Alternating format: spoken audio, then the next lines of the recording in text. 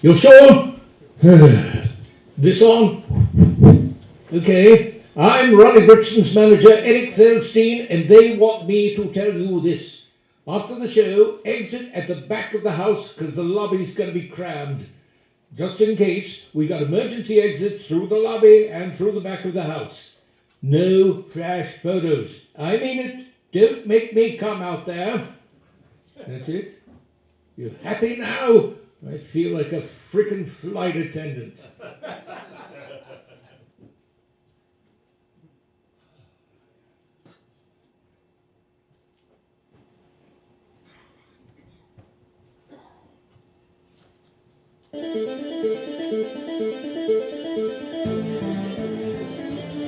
Massive confusion in the ring. The fight stopped as Tyson takes a second bite out of Amanda Holyfield's ear.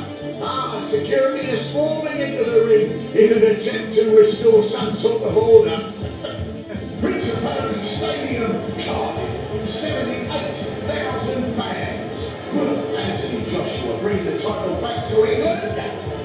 Oh look, there's sometimes Al Bernstein. Al, come over here, give us a comment, mate. Al. All right, I'll see you inside. Back to Carol Neighbours, ringside. Yeah. Lewis drops the left hand again. Bit of swelling on Lennox Lewis's upper lip.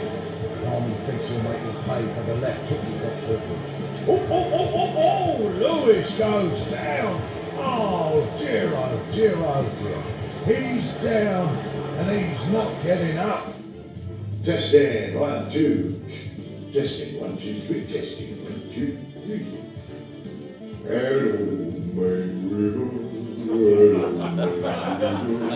He was no. Now that is music. Rap shit. Going to Ronnie Brixton at the MGM Grand Gun. Ronnie? Hi. Let's go to Carol Neighbours awaiting Manny Pacquiao's entrance. Oh dear, oh dear, oh dear. Oh dear, oh dear, oh dear.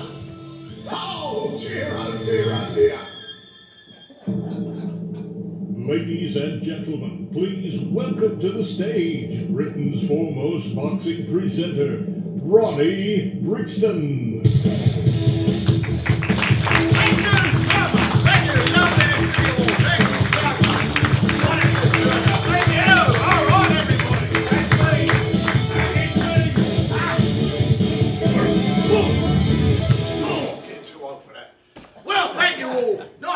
Thank you for leaving your comfortable homes and coming out to see little old me at such short notice. I want to tell you a little bit about this evening, what's going on here. The evening is a brainchild of my manager, Eric Feldstein, Tricky Dicky, who seemed to think that it was a good idea. Under the circumstances, I'm not so sure, but I guess we'll find out. So we put this together really quickly, you know, and I'm working from some handwritten notes, which my very long-suffering stage manager Chelsea's in charge of, so she can keep me on the straight and narrow. Don't get lost, you know. I just hope she can read my writing. I can't. Oh.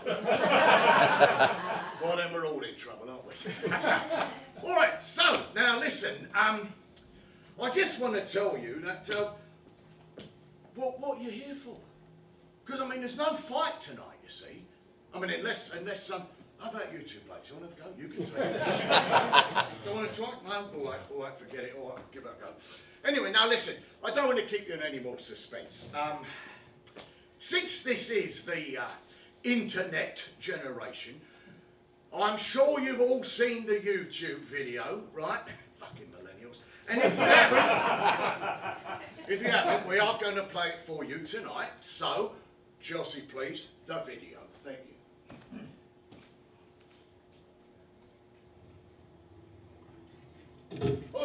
Hey, Ronnie Brixton! Yeah,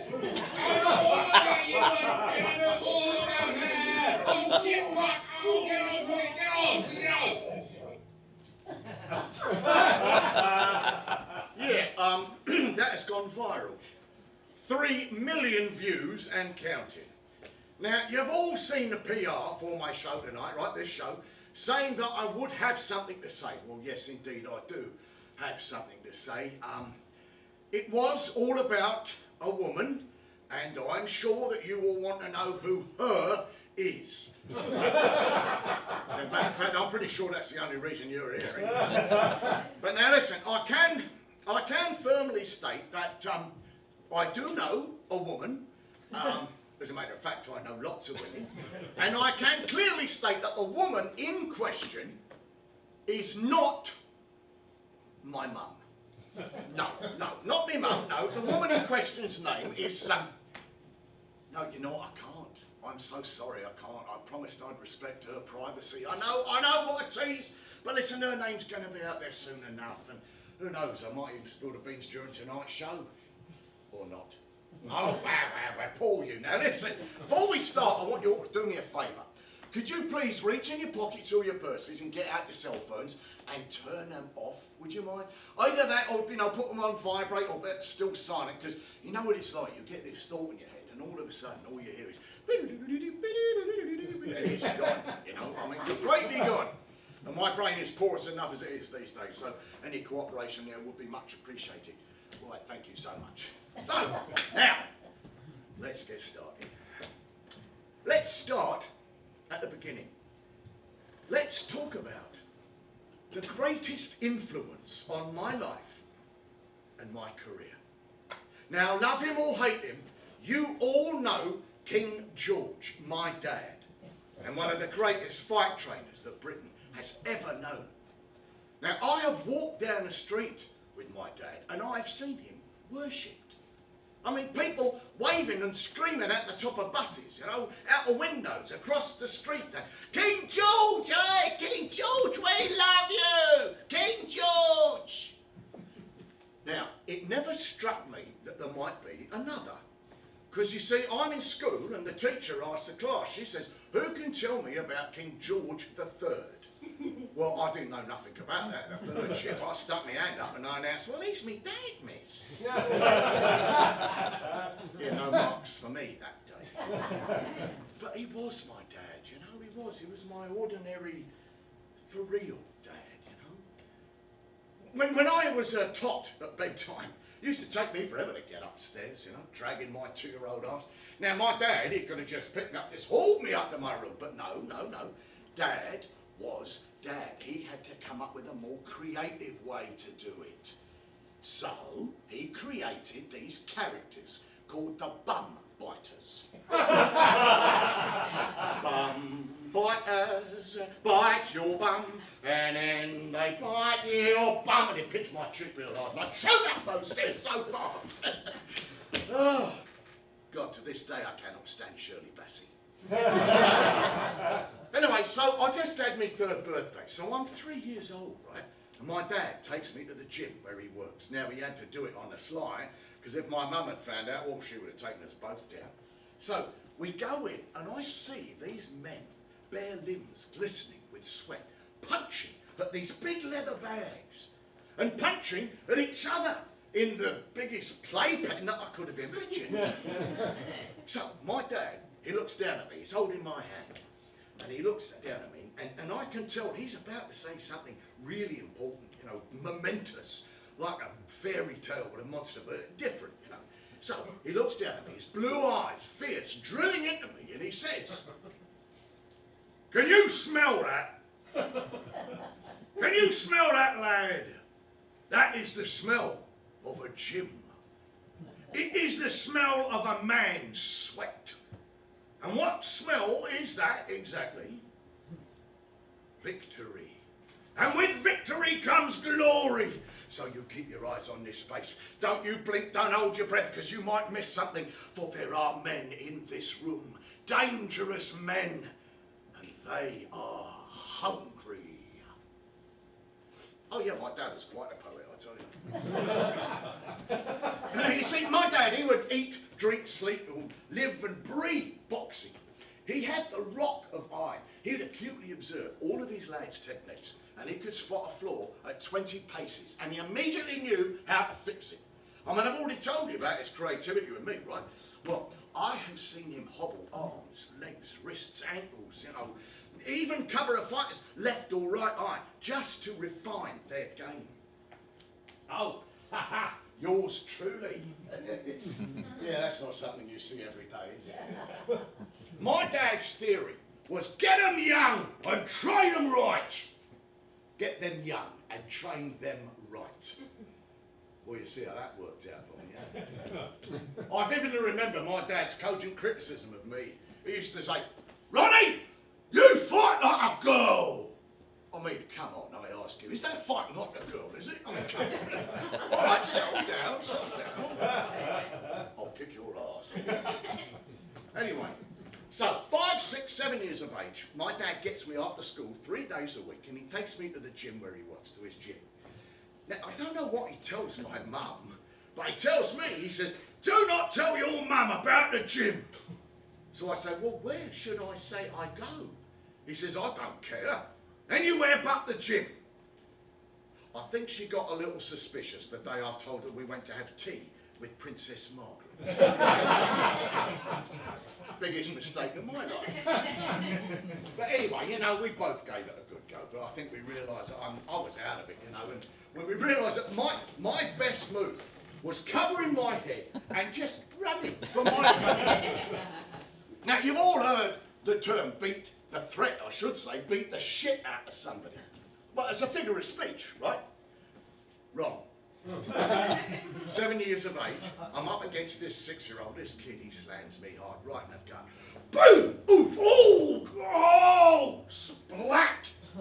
Hey, you! Get that kid out of the ring! Someone get me a mop and the biggest fucking bottle of Tidwell you can find out. Chin up. Wait, what? You find that funny, do you?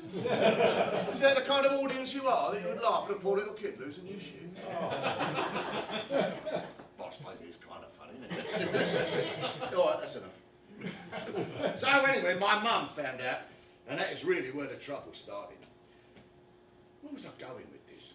Oh, right, yeah, because you see, the question comes, what is the greatest influence on a child? Is it heredity? Or is it environment? Now, you see, for me, I think the answer was obvious. It was both heredity and environment. You see, it's nature and nurture, and, you know, maybe a little something else, but for now, I'm just sticking with heredity and environment. You see, King George was my dad, one of the greatest fight trainers of all time, so I've got his genes. Nice ones. Levi's, 501. Bit tight in the arse, but I went, Anyway, so my mum put her foot down about me getting in the ring, but didn't stop me going down to the gym and sneaking into fights and watching fights on the telly. And what fights they were. Whoa, first up, Henry Cooper, our Henry. Now, he'd earned a distinguished career in the sport, winning the British, Commonwealth, European and Empire Championship belts. He'd had 2 fights with the legendary Muhammad Ali, one of which made him a hero and a star.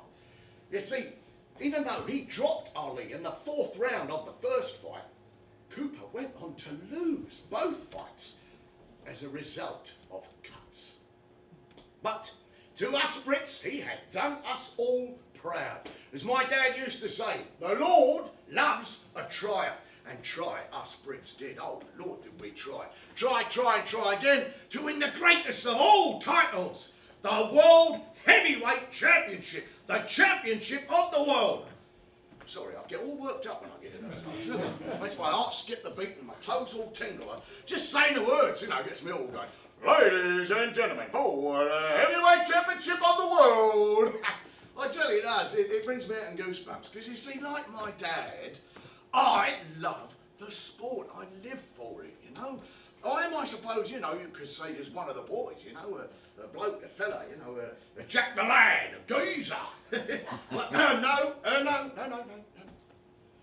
See, that's how my mates and I used to talk in those days, you know. We'd say, all right, mate, you all right? Oh, I'm all right, mate, yeah, go easy, be lucky, all right, geezer.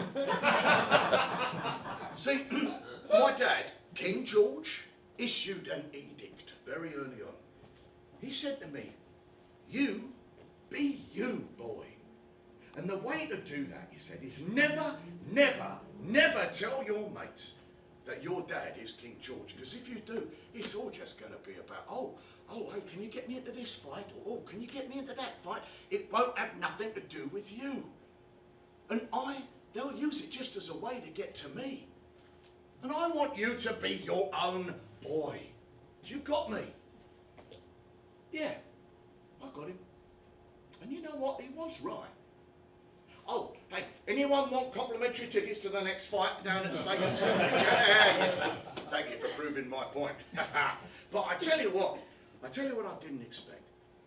I took my dad's advice to follow my own special direction, you see, because I was such a shit-ass fighter or athlete of any sort, really. But I could write as well as any champion could work the ring. I could hold a conversation with the best of them, and my brain danced with the agility of Sugar Ray's feet.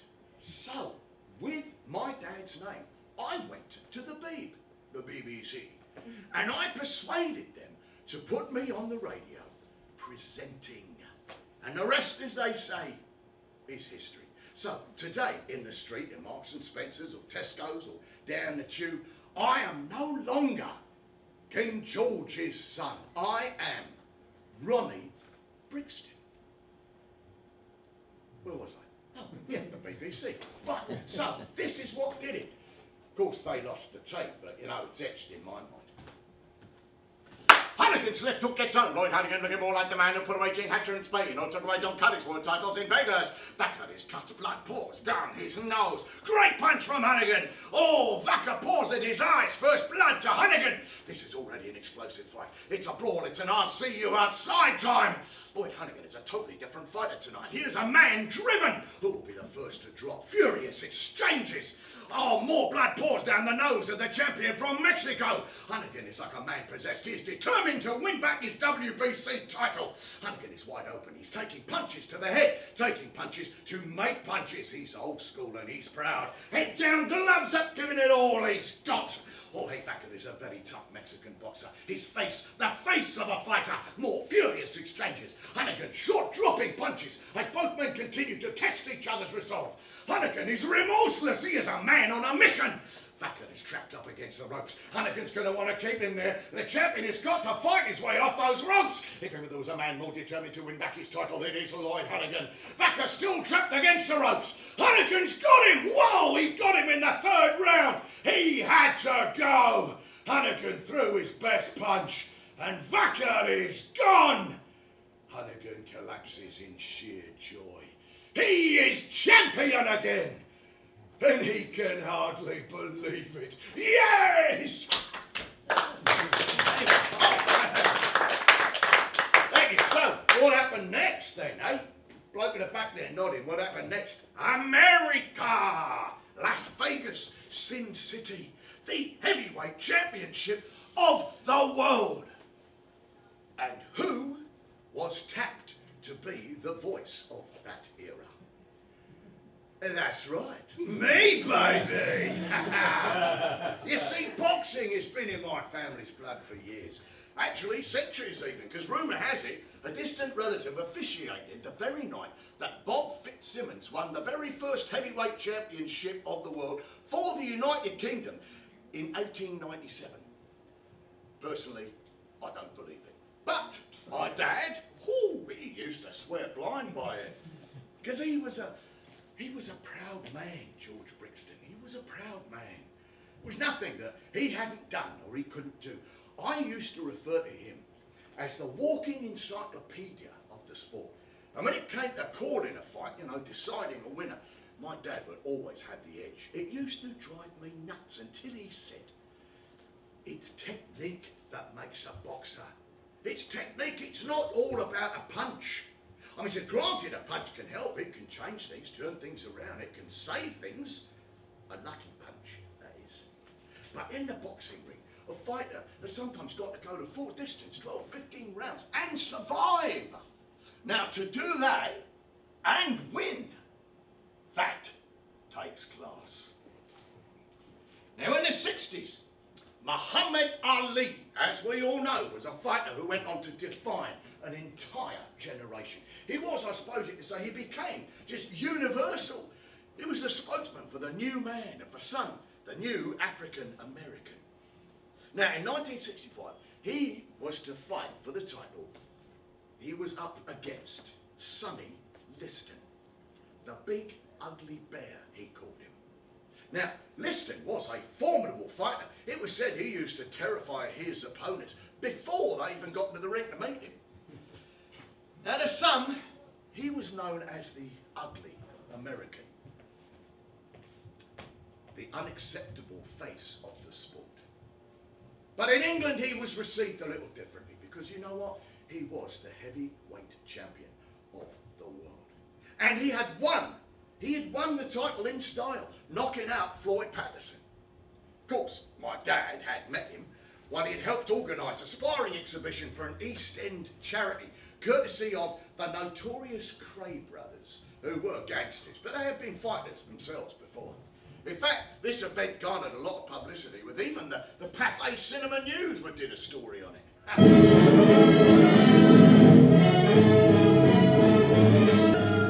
In the United Kingdom today, the old East End comes alive as none other than Sonny Liston, the current heavyweight champion of the world, helps club owners Ronnie and Reggie Cray raise money for an East End charity by organising a local sparring exhibition. Well, it's all in a good cause, as word comes from the United States that Mr. Liston's next defence of his title will be against a fighter the media are calling the Louisville Lip. But meanwhile, back in London, Sonny, as his friends call him, is not nervous. No doubt the eager young opponent will meet the same fate that so many other plucky contenders who have come before him. Mr. Liston, we wish you well.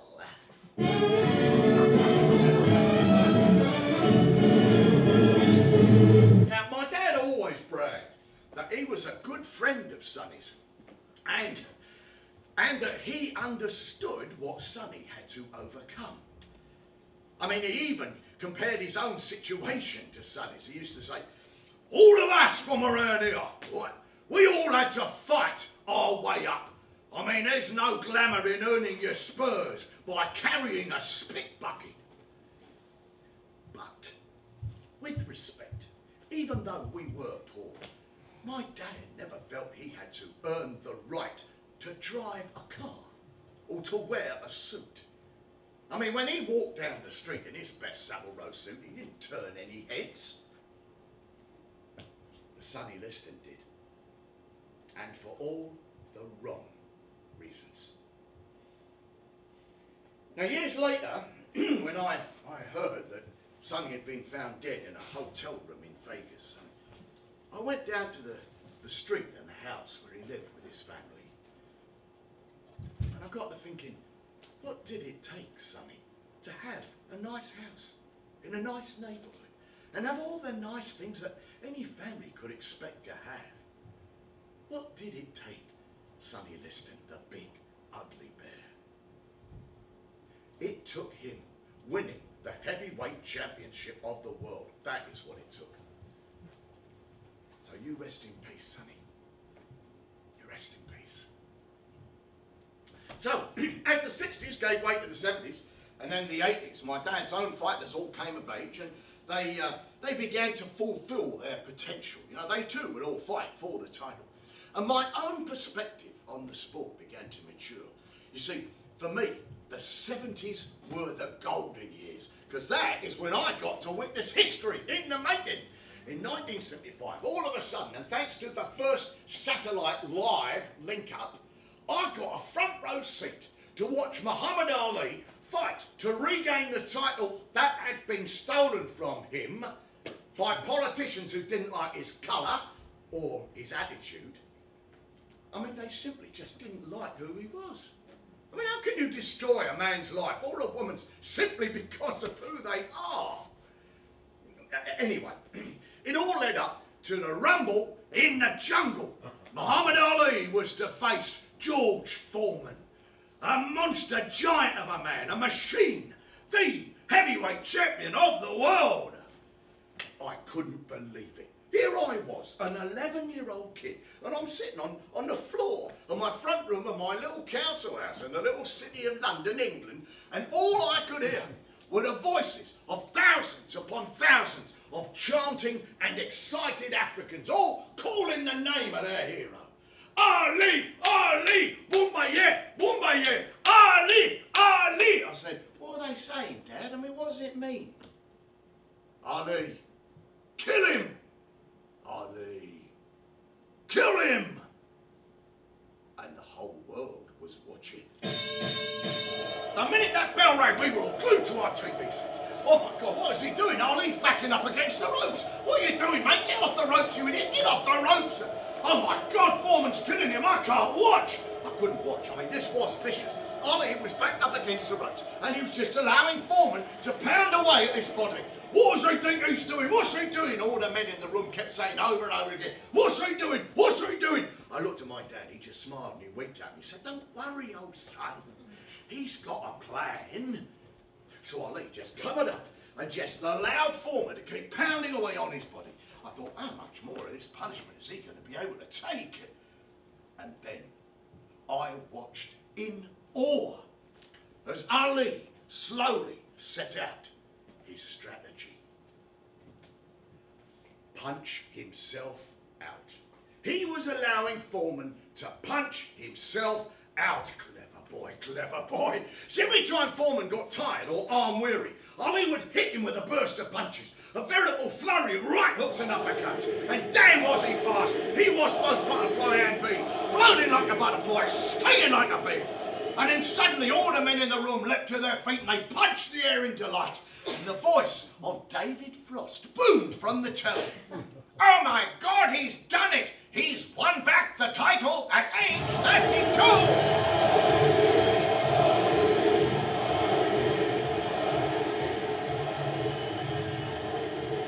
And while everybody was yelling and screaming in celebration, I couldn't help but watch George Foreman as he stepped unsteadily from the ring and slowly made his way back to the dressing room.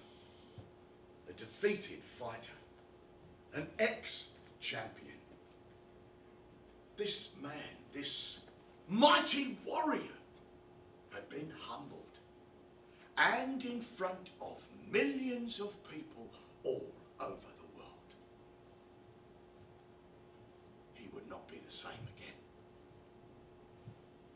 And that's what fascinates me about boxing. And that's what fascinated me bizarrely that night, that it's not always about the winner. I mean, it is nice to watch a fighter win and to win in style. But for me, more often, it's about the loser, the worthy challenger, the contender who just got through punching his guts out. Only to lose. To lose, but to make his way back again. Back to the way he was. Back to redemption and glory. And as I watched Foreman pick his dignity up off the floor and climb out of that ring, I got to wondering, is he about to embark on a journey? A journey back to the way he was? Back to redemption and glory? Or instead, to a new beginning? Yeah, new beginning. New beginning. Sorry, anyway, so the title had gone, and I had never seen my dad more happy. Oh, come on, son, what's the matter with you? We won, didn't we? My prediction were right, weren't it? I just looked at George. Yes, his prediction was right. His predictions are always right, but somehow, I don't know, something was eating at me, you know? I mean, how do you think he feels, Dad? I mean, what's he going to do now? Who? What? George, Dad. Foreman, George Foreman, I mean. What's he going to do now? My dad just shrugged. Who cares? We won! Yeah, we won. I don't know, we won something that night. I don't know. Some of the older blokes were going to go down the bookies the next day and pick up their winnings, I suppose. But you see, we expected simply two men, two fighters, to step into the ring and to restore our national sense of pride, to bring back the feel-good factor. But they're both American, I said. Neither one of them was British. Oh, Anglo-American, my dad corrected. They are the sons of our sister nation and members of the common community of the English-speaking people. Yeah, I guess I had to take his word on that one. But you see, no English man had won the title since, as I said before, Bob Fitzsimmons had knocked out Gentleman Jim Corbett under the Marquis of Queensberry rules way back in 1897. And that is really where it all started. Where all what started? My dad's obsession, his son's obsession, the British nation's obsession to find the next heavyweight champion of the world. I mean, this was the only title worth having. I mean, it's the championship of championships. It's where the big money is. The heavyweights. What men, eh? What heroes! Now come on, who wouldn't want to be like one of these guys, yeah? Fighter! A winner! A champion! You see, I believe that deep down, that is what every man secretly aspires to be. And you see, deep down, it's what my dad wanted me, his son, to be. But my mum made me give it up at the age of 7. You know, I mean, I don't honestly mind, really, I don't. I mean, I love the sport, you know, but, well, I didn't like taking the hits much, you know. But you see, I just wish I could just climb into the ring and dance, you know. And you make me feel like dancing. Anyway, it didn't stop me going down to the gym and listening to my dad give his lads pointers and watch them learn the ropes, you know, when to lay on and when to get up. And I stayed in top form, by the way, too. And at school, I was getting full marks. No, not now. Not now. Sorry. See, my 18th birthday. I stopped after school at my dad's gym. And he has this box in his dark, dingy little crack-filled office. So he says to me, "Here's your destiny, boy." Well, that scared the shit out of me. I said, "I'm not opening anything with destiny in it." I said, "Listen." I said, "Thank you, Dad. I think I'll take it home and open it there. Is that all right?" His usual fatherly way, he said, "Bollocks!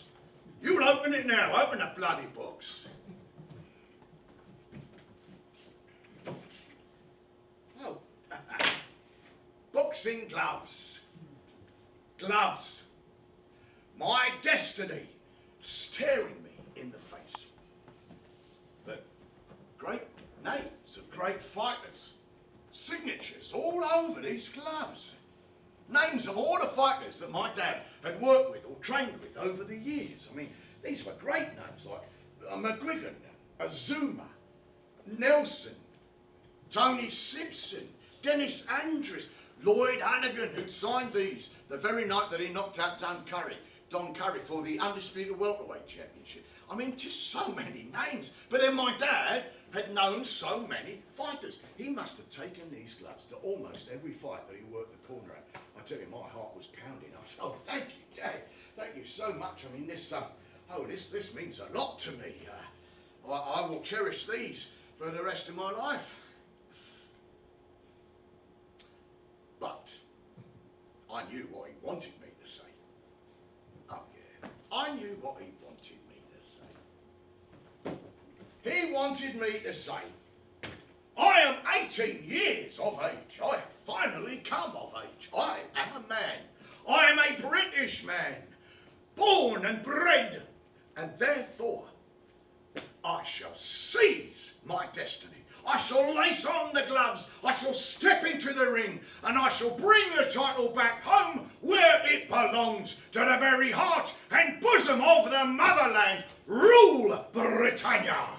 And, hey, who didn't turn their phone? Oh, shit. Oh, excuse me, they'll leave a message, I do beg your pardon. Sorry. So, anyway, my dad wasn't right. He wanted me to fight. Lordy. Sorry, could you just hold for a second? Yeah, Brixton, what? Who? Oh. It's the Guardian newspaper. What, mate? No, I'm here with about 30 of my closest friends right now.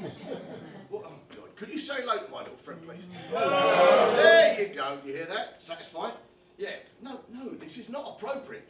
Not at this time. No, I've nothing to say. Thank you. Goodbye. Bye. Oh, fucking media. Don't get me started. Right, turn that off. Bloody hell. So, where was I? Sorry. Oh, yeah. So, he wanted me to fight. My dad, King George, wanted me, his son Ronnie, to fight. And why not? I mean, I've been at this gym, Dad's gym, almost every day in my life. I mean, why couldn't my lacing on the gloves and stepping into the ring and going 12 rounds, why could that not be my destiny? I mean, I'm standing in front of one of the greatest fight trainers of all time. I mean, we could be, I know, Brixton and Brixton, you know, the fighting Brixton, the world champion Brixtons, the, Brixton and son, no, Brixton and Dad and Brixton, no, wait a minute, King George Brixton and his prince. See, because whether I liked it or not, over the years, he had taught me well. I mean, I've been his student. And even though I hadn't got into the ring since the age of 7, thank you, Mum, he had instilled in me something that every professional boxer ought to know. That being amateur and then turning professional, very different things. Two completely different things. See, because at the amateur level, you fight simply because you love the sport. But when you turn professional, if you turn professional, well, that's when all sorts of things start to change. And not all for the better, because you've got managers and promoters get involved, and then big money is at stake. And when big money is at stake, that is when all the pressure starts to build. And I do not respond well to pressure. I do not like it. Any more than I like letting people down, especially my dad. See, George and I mean, we were close, you know, I mean, close enough, I guess. I mean, I thought the world of him. And when one of his fighters would win a fight, I would feel about that victory the same way that he would, I mean, deeply. When George was happy, I was happy. But I also knew that my mum did not want me inside the ring. And who can blame her? I was her only boy. I was her son, her baby. And in my house, family life was very simple. It was cut and dried, black and white. Boys were boys, girls were girls. And as we grew older, men were men, women were women. I mean, there was no, how can I put it, ambiguity, no deviation. You were simply one thing or the other. And being the boy, I got to hang out with my dad more often, who, as you know, was more than just my dad. I mean, he was, you know, George, the boxing bloke, you know, the geezer. And I was his son, little Ronnie, a man's man. Everybody knew me as George's boy. So much so that on the occasion I did want to hang out with my mum, well, that was frowned upon. Like if I wanted to help her do the cleaning or the cooking or the washing, my dad would say, no, that's woman's work. You do not want to be doing woman's work. And then my mum would chip in and she'd say, well, hold on, someone's got to teach him how to cook and how to clean. I mean, what happens if he doesn't get married or something? And then I'd have to run out the house double quick as a huge domestic would kick off between my parents. God, should have heard them. Go on, get me going. Go on, get me going. Oh, I've got you now, you bastard. But nevertheless, my mum and dad were good parents. They were the salt of the earth. They were rough diamonds cut from the same stone. And then, as the 70s wore on, I got to watch every one of Muhammad Ali's fights. Now, I could see nobody was a match for this man, for his sheer speed and his talent, you know. I mean, he was the first fighter to win the title 3 times. And because of that, the boxing public was split right down the middle as regards who was the greatest fighter of all time. Was it Ali or was it The Rock? Was it Ali or Marciano, Rocky Marciano, who'd retired undefeated with an unblemished record of 49 fights and 49 victories? Oh, that's a question that still goes on and resonates today. And then, you see, by the 1980s, not now, it's not appropriate. Sorry, so by the 1980s, there was this proliferation, an explosion of belts, you know. It was the IBF, and then 2 years later there was the WBO, and then the WBU, and then the IBC, and then the WBB. All these championship belts and titles gave promoters the incredible opportunity to generate and attract vast sums of money. And as we say in boxing, money talks and bullshit walks. But no fighter in history has ever generated more money or more excitement than the fighter who is to be known as the Iron Man. Yes, indeed. Iron Mike Tyson. So, by the end of the 1980s, fight fans were enjoying the giddy day of the Tyson era. But as I predicted the night that he knocked out Trevor Berbick for the WBC title, boxing was facing an entirely new era. Yes, indeed, a new era. For I myself had finally found my role in the sport. See, I might not become a fighter, but I made a name for myself as a commentator. And people knew that as King George's son, you know, my voice, my insights and my opinions carried weight and had credibility. So therefore, for the viewing British public, I was now the voice of British boxing. Yeah, and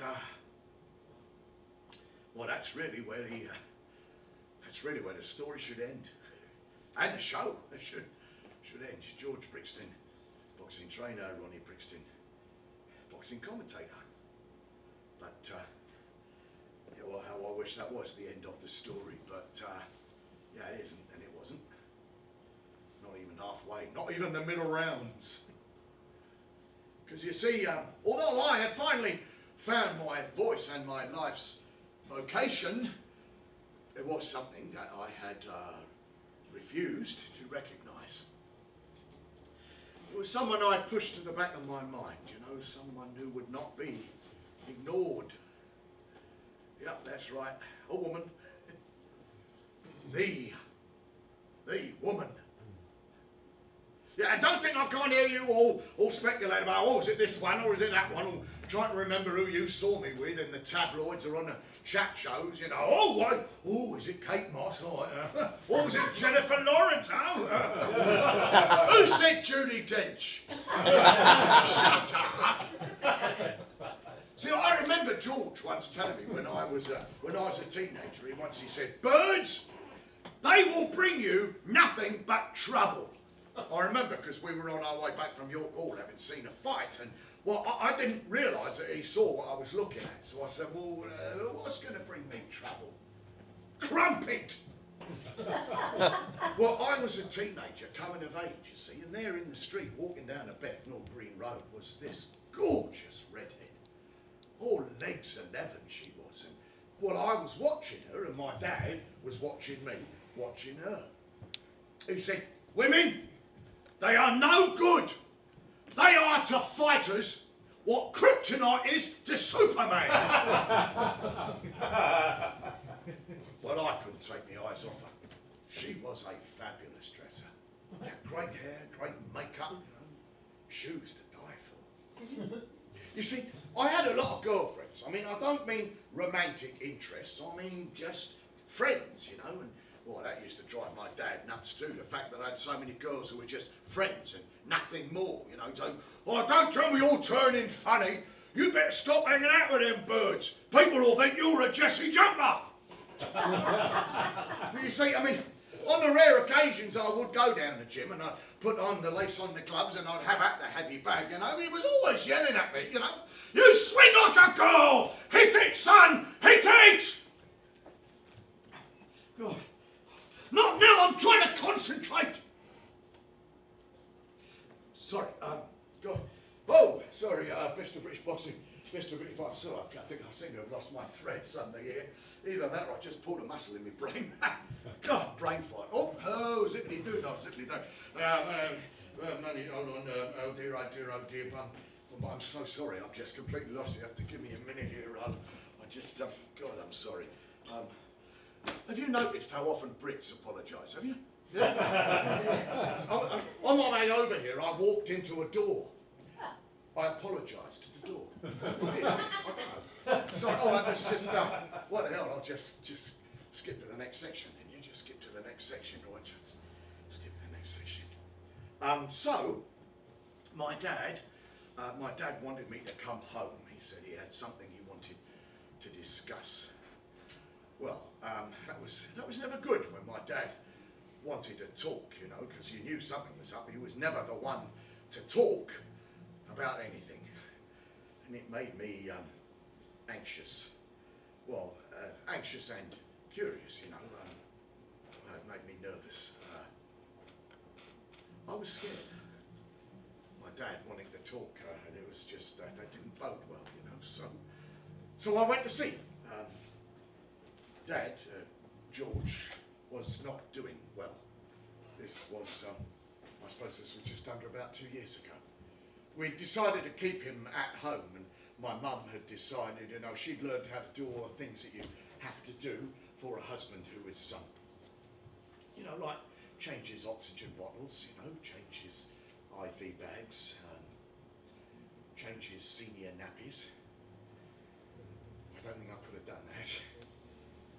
Oh God, it was actually awful to see him like that, you know.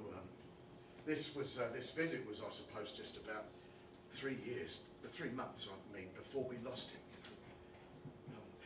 It was also really hard to have a conversation with him, you know, on account of the fact that we had to pull so hard just to breathe, you know. But he told me to sit down, and that he wanted to talk man to man, father to son.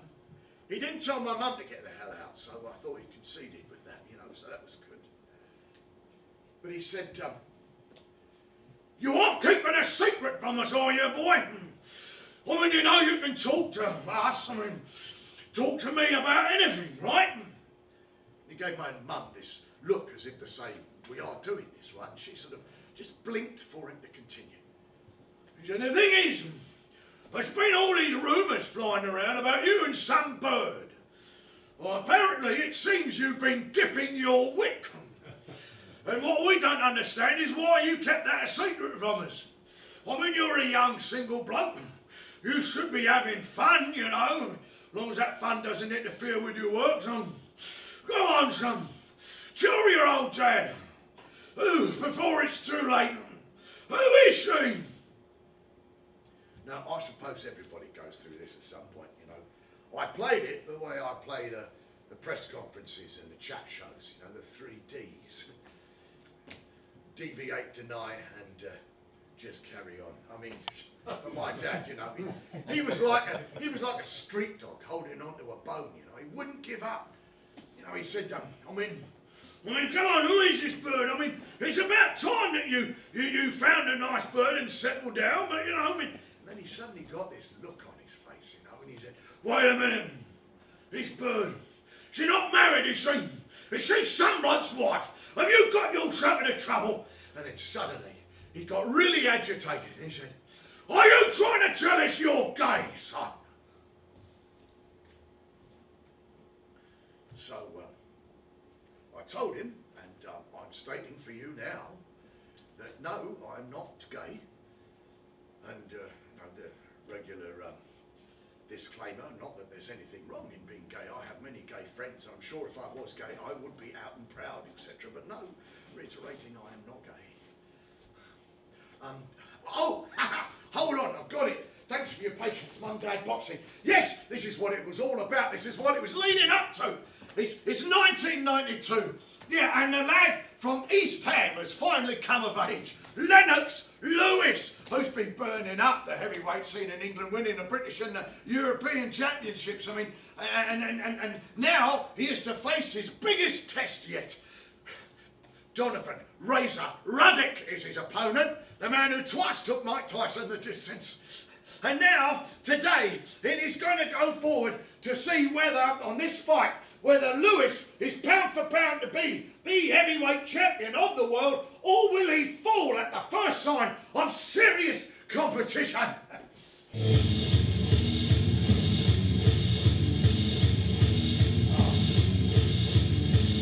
Oh, Ronnie goes down. He goes down right at the bell. Right at the very bell now.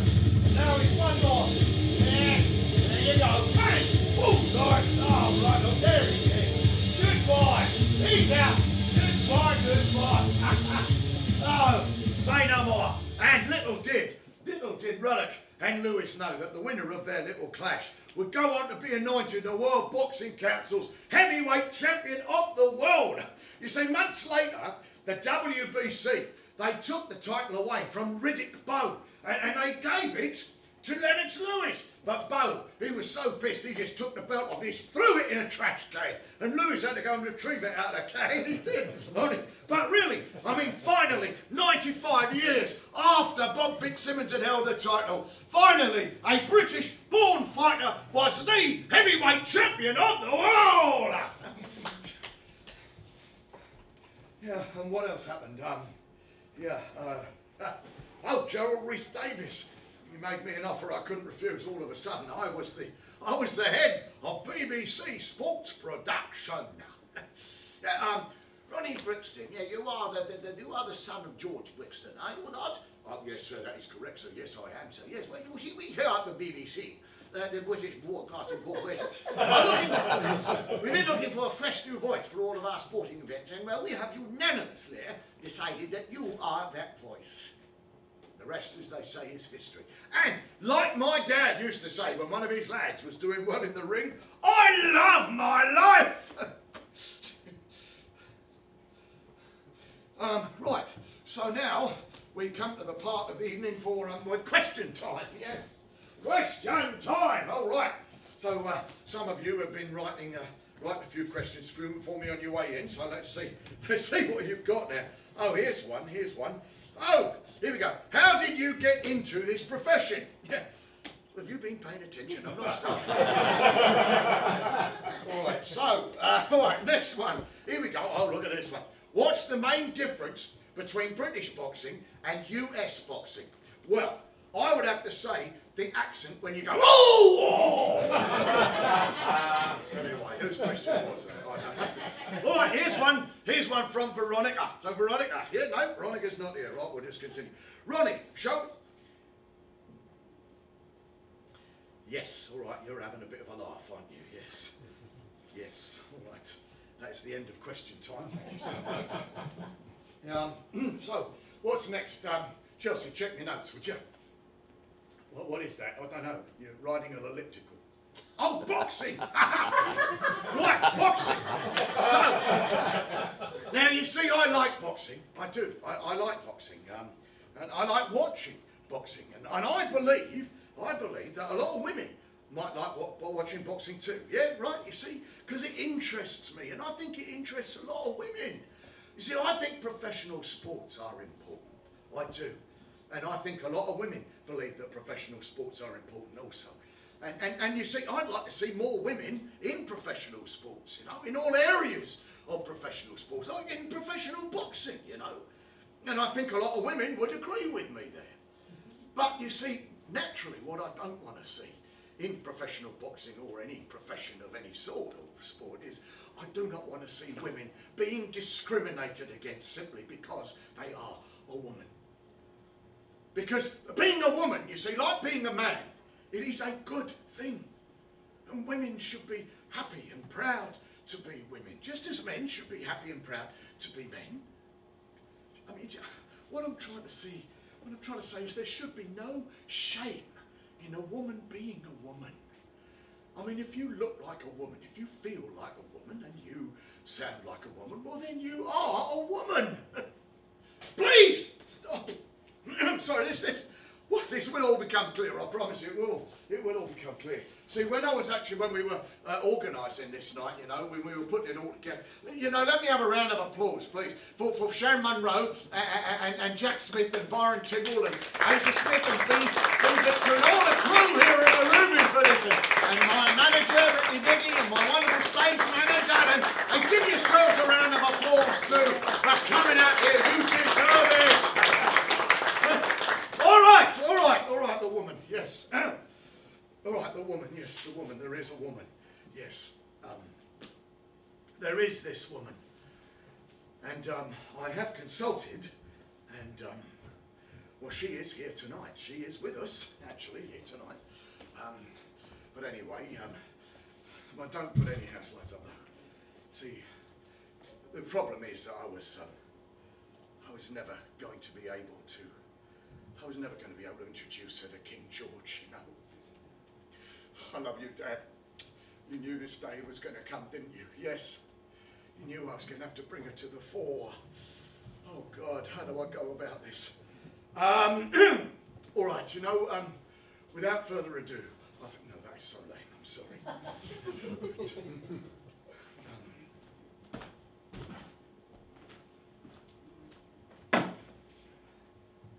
See, what people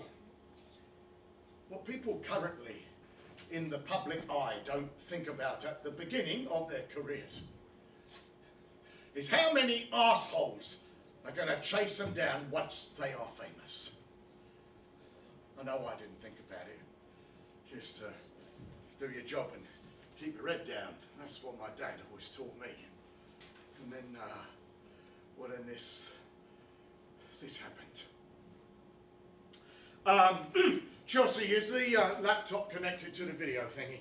Yeah, could you look for a folder called Bollocks? Yeah, now in there should be a graphics file called Dunleavy. Can you just throw that up for me, please? Yeah, you might have seen these. God, I tell you, the media, the paparazzi, they really can be piranhas sometimes. They can, you know. They eat their own. They do, honest, they do. Well, so it was about a month that I had to crash at my friend's flat in a different location.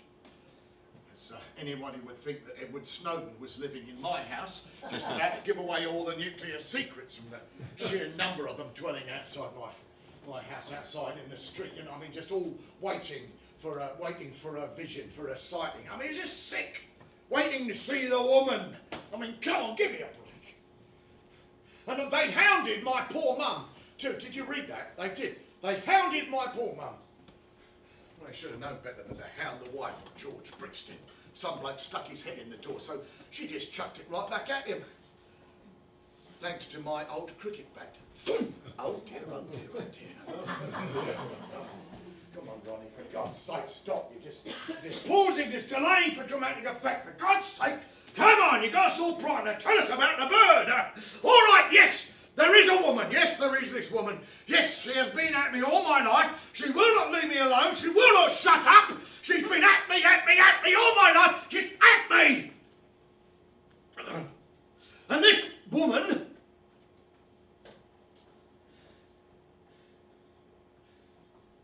is me.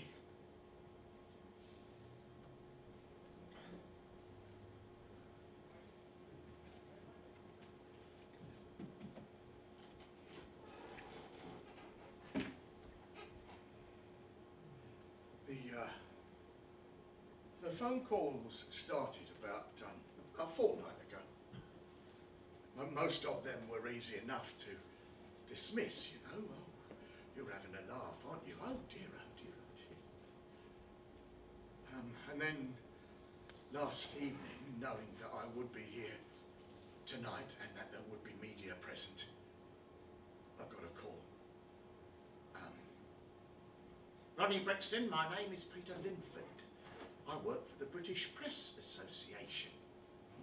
There's a lot of rumours flying around Fleet Street and the web. And the media would just like to know if there is any truth to the rumour that you have recently begun conducting your business, both professional and personal, pseudonym of Veronica. We would appreciate it if you could clarify this for us ASAP, as we plan to go to print within the next 24 hours. Thank you so much, Ronnie, or Veronica, whatever your name is. Goodbye. Backed into a corner. The thing is, you see, the thing is, this is not unconsidered. I'm 9 years old, shopping with my mum for a new school uniform as I'd outgrown the old one. If I'd had my way, I would have gone with the skirt. What about this, Mum? Can I have this, Mum? Please, please, Mum, please. Stop mucking about. Don't be daft or I'll tell your father. And all the girls looking at all the fashion magazines, oohing and ahhing over all the latest styles. And I'm just thinking, how lovely. And you're all thinking, oh, don't worry, Ronnie, you're just a transvestite. That's not so bad, I can deal with that. Even I like to wear my wife's knickers once in a while for the thrill. No, that would be easy. No, not easy. I tried to hold her off. I looked in the mirror and I'd stare at my tackle and try to understand why I felt so disconnected from it. George passed away, God rest his soul, and Veronica made a call. So that's what's so good about working for the BBC, you know, you have access to any and all information that they might have and research and stuff. So Veronica calls the New Direction Gender Dysphoria Unit and makes an appointment. My dilemma. Who goes to the appointment? Veronica or Ronnie? And what do Veronica or Ronnie say? What do they ask? Do they do a little interpretive dance? Ronnie goes. Has to fill out a fucking ridiculous stack of forms. I meet with this Irish woman, Ms. Michelle Quinn. She's the head psychiatrist of the clinic. Now everybody is very, very friendly and non-judgmental. But this Dr. Quinn is the most friendly and the least judgmental. She susses me out right away. She brings out this model of a brain and she starts to show me the areas where things happen, you know, thoughts, taste, smell. And then she came to the area where sexuality is determined. For all you fundamentalists out there who still think that this is a choice, you really do need to think again. So anyway, this woman, Dr. Quinn, she starts to explain. Oh my God, have I only just got that? God, I can be so thick sometimes. Well, you all got it, didn't you? Dr. The Quinn woman. Dr. Quinn Edison. Oh God, I think I live in a book. So it's Dr. Quinn. She says gender is a very diverse and complex issue. It goes to the very core of who we are as individuals and as human beings. And she says, believe me when I tell you that who we are, I mean, who you are, is not simply black and white. There is who you are physically, but there is also who you are emotionally. And the one should complement the other. You see, genetically, the X chromosome is the default chromosome because it is found in both genders. But when we look at the female gender containing 2 X chromosomes, we can infer that the female physical gender is the default gender. And nature is not done there, because between the ages of 5 and 7 years, or 3 and 5 years, hormone levels determine placement on the sexuality spectrum. And she said, in your particular case, even though you have the genetically male body, after the months of research that we have done and tests that we have performed on you, it has become clear that your brain gender, due to a lack of testosterone during your development, has left you in default to the female gene. Which means that to all intents and purposes, even though you have the body of a man and are physically, you are nevertheless emotionally a woman. So that's my problem. It's not an easy problem. It's not a simple problem with a simple answer. It really is. It's just that's the way that is. You fucking bitch! Get back in the box! Just get back in there and shut up and just don't move, don't say anything, and be quiet! Just fuck! Don't do this to me! I just want a simple, easy life! I mean, just like everybody, I just want an easy life, a simple life with no complications. You see, the trouble is she's been out of the box a few too many times. She's been out of the box and she's been seen! You have been seen, you hear me? You've been seen! So what do I do now? What do? I just carry on, right? Just continue as normal. You know? Well, what is normal? You see, I mean, when things happen, if you don't deal with them, you know, they don't just go away. See, people think that problems have this unique thing that they just have this knack of just fixing themselves, sorting themselves out. You just have to ignore it. Just pretend it isn't there, just bury your head in the sand and just keep going.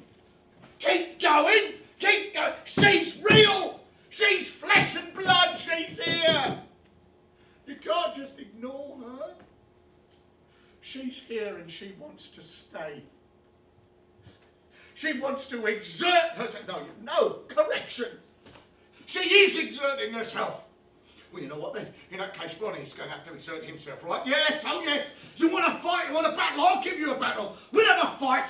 Oh yes, we'll have a grudge match, and then we'll have a super fight, and then a rematch, and then a rubber match. A winner takes all. Yeah, him against her, Ronnie against who? I mean, who is she? Who is she exactly? The cat's mother, chopped liver, what? Oh, you fucking selfish bitch. She wants to assert her own unique personality. Well, you know what? That's not fair and that is not right. People don't have a choice. No one has a choice. She just wants me to stop being Ronnie, just to stop being Ronnie, just to become Veronica and just swan off into the sunset, happy and content with my new character, with my new self. Well, life is not like that, you know. Oh, no, it isn't. No man, no woman is an island unto themselves. I mean, it may not be fair and it may not be right, but everyone has to submit themselves to the anonymous and irrational forces of the majority of society. Blimey, God! Life can be so complicated, it really can. I mean, at least in the 60s, you know, and in the early 70s, blokes could get away with wearing their hair long, you know, wearing feminine clothes. I mean, men would dress between the lines and wear a little eyeliner. You know, it was all a fashion, men dressing like women and women dressing like men and men entertaining their feminine side. But Britain was different then. It was changing, it was dusting itself off. Oh God, my head hurts. I swear to God, it's going to explode. I just need her to shut up. Just shut up. Just shut up. All right, sports fans. Ronnie has got an announcement, actually. Yes, Ronnie's got a big announcement, ladies and gentlemen. I believe the time has come for me, Ronnie, and my other half, my better half, my significant other, to be single now. Yeah. Single. how exactly do I go about that? Well, that is simple, fight fans. I just had to kill the bitch.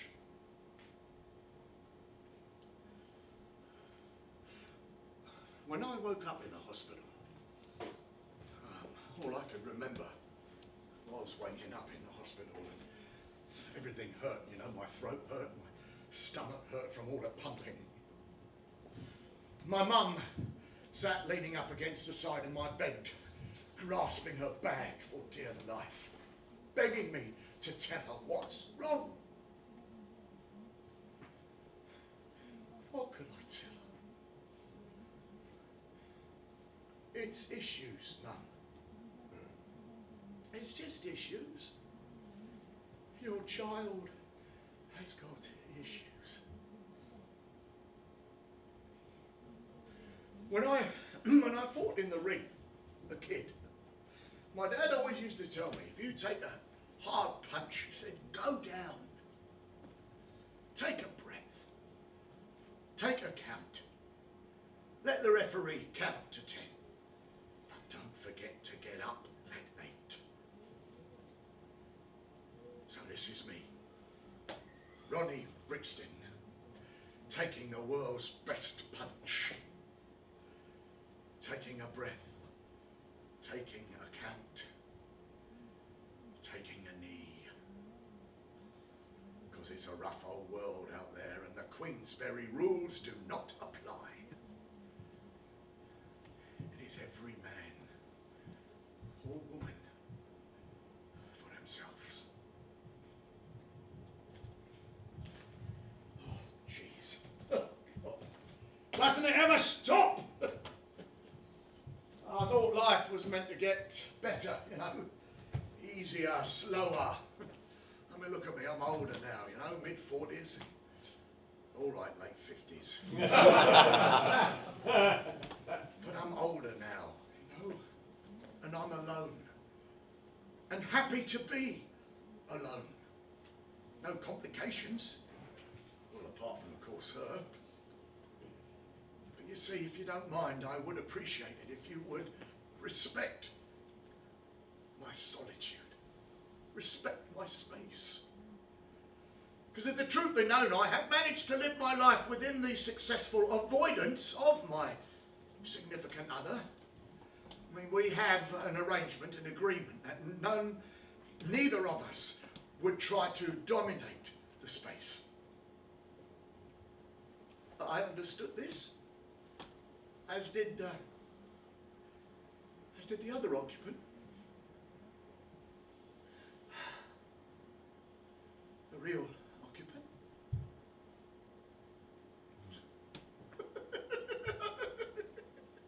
Oh, God. Oh, look at him. Oh, the little man of the little country, the recluse. Terrified and totally xenophobic little man. The little islander, Ronnie bloody Brixton. Standing his ground, guarding his patch. Well, no more. No, I've had enough. No, playtime is over. I've walked the line of unblinking and unthinking obedience all my life, and no more shall I take anything on faith. No more shall I conform with this world's unearthly and programmed expectation of me. I was a model citizen once, oh yes, fully integrated, adjusted, essential. And then, of late, my spirit seems to have been corrupted. But by what exactly? I fear to say, though I may dare to show you, you are all beautiful and decent human beings. Yes, civil individuals, who all share common beliefs and principles. Splendid, splendid.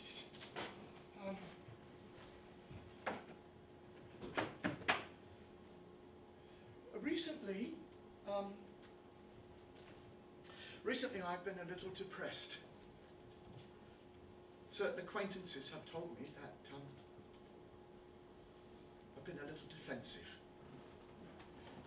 Maybe the meds, or the hormones, or possibly just the 2 bottles of wine that I had at lunch. I've been reminded to advise to remember my manners. And I've also been told that naturally people will want to know more about my new self. And that people, some people that is, will want to know where she has come from, or where she is going. And it's even been suggested that I explain a little bit more about myself in order for people to better understand where Ronnie has gone and why she has arrived and is staying. But with respect, I don't feel like sharing. I just want to move on. I just want to put the last 56 years of Ronnie behind me and just continue to live openly as me. The new me, the until recently hidden me. You see, I'm finally out of the what? Well, not the closet. No, I'm not out of the closet, because I was never in the closet. I was never gay. I was always just simply a woman. A lady.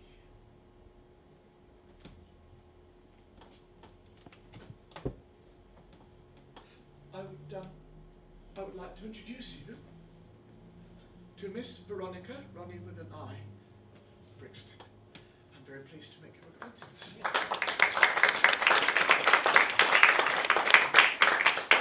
I'm halfway through my journey. You may not know this, but I'm required to live in my new identity for 2 years before I can complete the transition. Yes, that's true.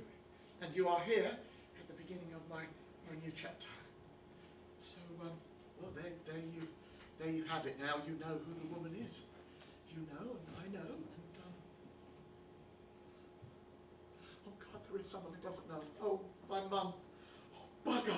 Shit! Damn, oh God, ladies and gentlemen, what do I do? Chelsea, what do I do? Call her. Really? How many roads must a man walk?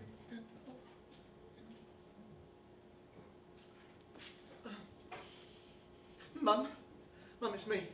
Yes, I'm on stage. I'm on stage at the Ruby Theatre in Los Angeles. Yes. No, what? Oh, right, Mum. I'm sorry. Could you all say hello to my mum, please? There, did you hear that? Yeah, no, I'm not joking. No, I'm not kidding. No. Mum, listen. Mum, I have something to tell you. I have something very important to tell you. Yes, I know. It's something that I couldn't tell you while Dad was still alive. But Mum, you see, while I'm a man on the outside, you know, physically, I am as a... What? You're joking. Oh my God. Could you say that? Could you say that again? Can you say that again? Yes. What? You've known how long? Oh, Mum, yeah. Mum, yeah. I know you 2 years. I will, yeah. Put the kettle on. I'll be there as soon as I can. Yeah. Oh, tomorrow, if I can get a flight. Yeah. All right, Mum, I love you too. Thank you so much. I love you. I'll see you. Could you have a round of applause for my mum, please? She's on. I love you. Well, who would have known? Who would have thought? Oh, my mum knew. As a matter of fact, she has always known. So now we go forward. No, not we. No, she. I go forward. Forward to transition. Forward to the new land. Forward to renewal. To the promised land. To the land of the daring do. So thank you all so much for coming. Thank you for supporting me and for sharing, and I do appreciate it, and thank you. And so this is me now and forever. Veronica Brixton. Checking in and signing off. Checking in, not checking out though. And not signing out, no, signing in. Getting ready to make her entrance. Getting ready to climb through the ropes. Getting ready to rumble. Getting ready to go the distance, the full 12 rounds. So I'm ready. Let's go. Ring that bell. And watch me dance. Oh dear, oh dear, oh dear.